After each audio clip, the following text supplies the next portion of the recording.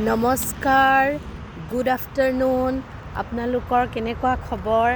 আজি মই পুনৰ আপোনালোকৰ মাজলৈ এটি ব্লগ বনাবলৈ লৈছোঁ। আজি মই ঘৰলৈ গৈ আছোঁ।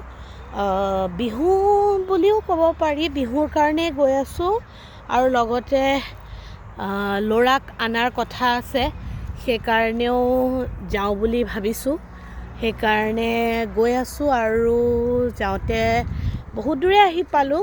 মই ভবা নাছিলোঁ এনেকৈ ৰাস্তাৰ পৰা ষ্টাৰ্ট কৰিম বুলি ভিডিঅ'টো। মই ভাবিছিলোঁ ভালকৈ গৈ ঘৰত বহি মেলি অলপ ফ্ৰেছ হৈ ষ্টাৰ্ট কৰিম বুলি, কিন্তু তথাপিও আৰু কৰি দিলোঁ। ভাবিছোঁ থাকি যাব, যদি গৈ পেলাই আকৌ কৰা নহয় তেন্তে মই কি কৰিব নোৱাৰিম, ভিডিঅ'টো ল'বই নোৱাৰিম, শ্বুট কৰিব নোৱাৰিম। সেইকাৰণে তাৰপিছতে আহি অকণমান ৰৈছোঁ।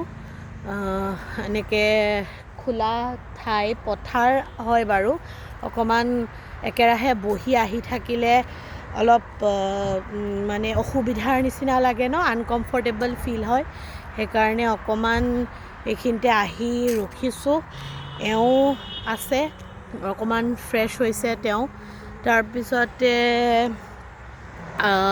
কি হ'ল, আমি এতিয়া পাম আৰু অলপ সময় আছে, লগ পাম আপোনালোকক।